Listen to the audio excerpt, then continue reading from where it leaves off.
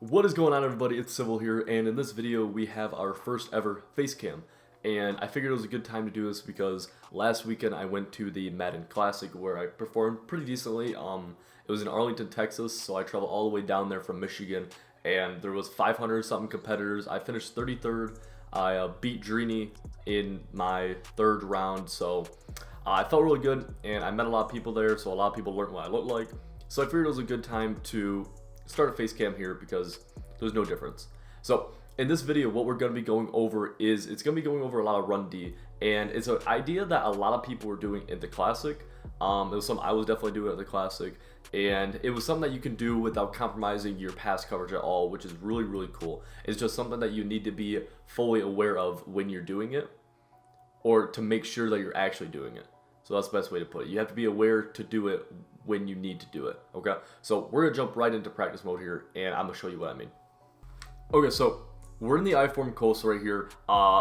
If you watch any kind of Madden, if you played a Madden online at all, you're gonna see how IForm Close was a really popular formation, especially early on. It's still super popular, but Fitzmagic made it super popular in Friday Night Football, and it's a very tough formation to have to deal with, okay? And a lot of people are gonna have trouble stopping the run, but a really easy way that you can stop the run is we're in nickel normal right now. You can do this out of any set. I like to press, and then you want to get these safeties into the box. And instead of doing any kind of real adjustments, you can just leave the play stock like this. And we're gonna just run the play stock. I'm not gonna show you the actual adjustment, and we're gonna watch it, and then we're gonna compare it to when we do the adjustment. Okay, so we're just gonna snap the ball, and boom. It ended up being good defense, but usually that's not gonna be good defense. Okay, and I'm gonna jump into replay right now and show you what we're looking at. So the reason something like this usually does not stop the run very well is due to the fact that our safeties are going to be backpedaling for a while at the beginning of the play, and it makes sense. They're in deep halves. They're supposed to play pass then run, and this really is how they should be playing. But we want them to cheat down a lot when we're playing something like IForm Heavy or IForm Close, or any other kind of really heavy set where we know they're going to be running the ball a lot out of it, okay? And the way we're going to be doing this is you can set up the defense totally the same. We're going to see how my defense is totally the same, but this time I'm going to do something different, and I'm going to show you guys what happens. So right there, we're able to see how, if you were paying attention, the safety came straight down.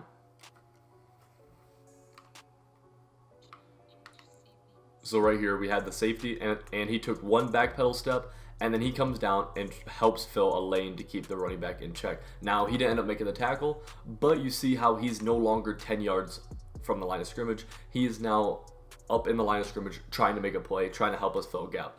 This safety still backpedaled, but that's okay. He is the backside safety. We don't really need him coming downhill anyways.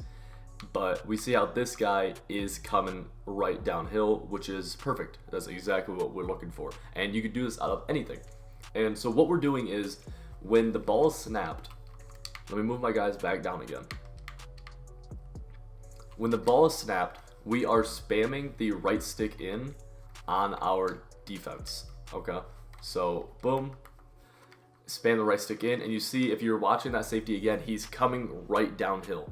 He's taking one back pedal step, and he's coming downhill trying to fill a gap. And what's really cool about that, and the reason that he's going to make a lot of plays for you, is that the defense is designed to where all the gaps are filled with our front seven, basically. Well, our front seven plus our corners playing the edge defenders.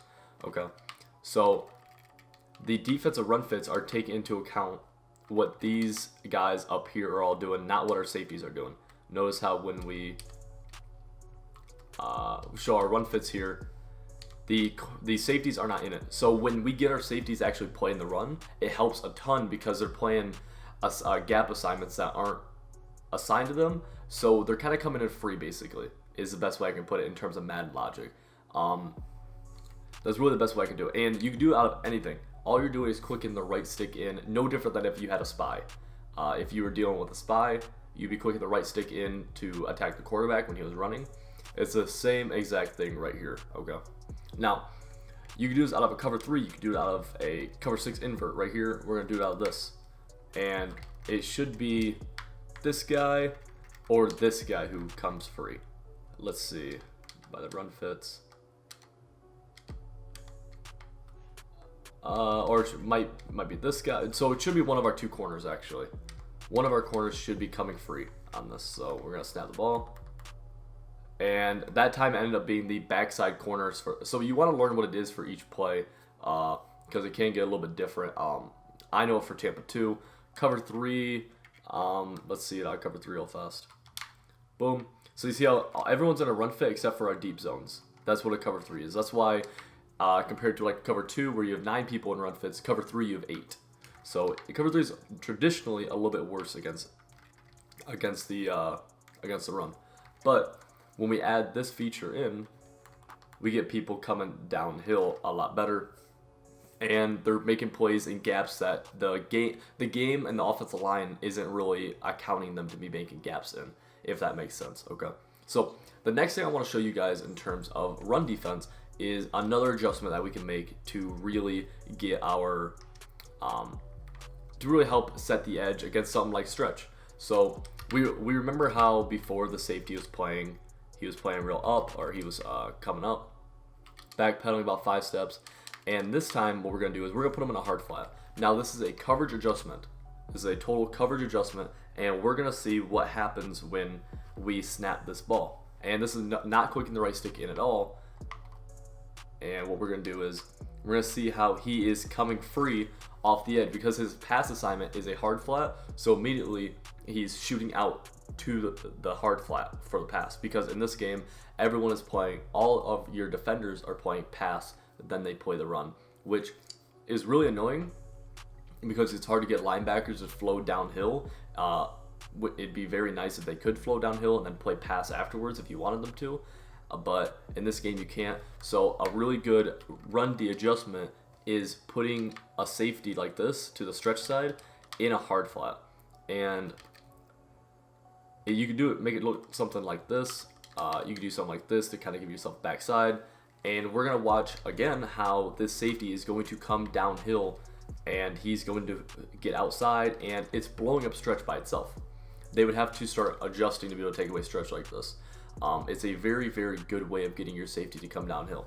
Now you can do it, he can come from up here as well, where,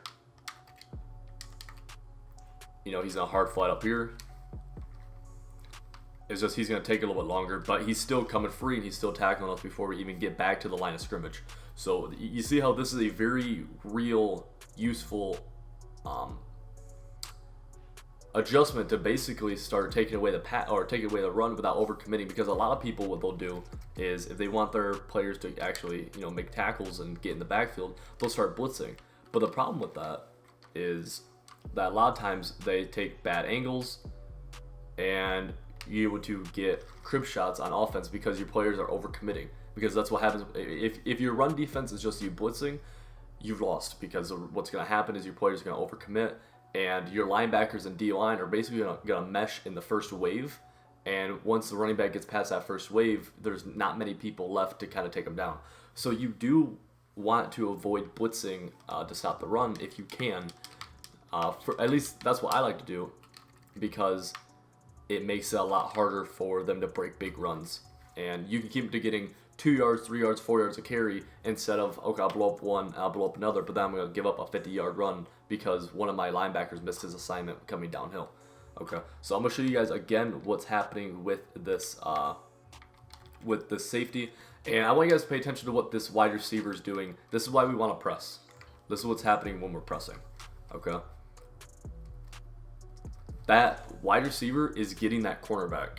And why that's so important is because that cornerback's he's backpedaling anyways, but he's still being registered, because we took it from a Tampa 2, he's still being registered as a defender who needs to get blocked by the wide receiver. Now, if we were in a cover 3, that would not be happening, okay? It would not be happening if that was a cover 3. But because of the fact that it is a cover 2 and we're inverting it, that is why he's targeting onto him and leaving him wide open.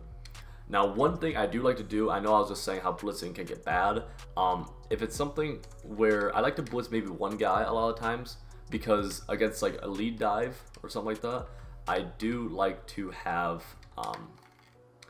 my middle linebackers coming downhill. Now right here I am blitzing 6 people, but I'm not blitzing everybody, and we are contained on the outside. And what this will do is you're getting your guys to come directly downhill on lead dive, and that's an example of why blitzing isn't good, because they overcommit. So right there we blitzed and pinched. So if you see that happening, maybe now you do something like this where you don't want him in the box right here. But now we could do something where we're more of like this. It's a little bit more contained, and you see how right there we're still able to. It wasn't great because we were coming downhill like that, and we weren't really slow playing it, but it was something that we were okay with.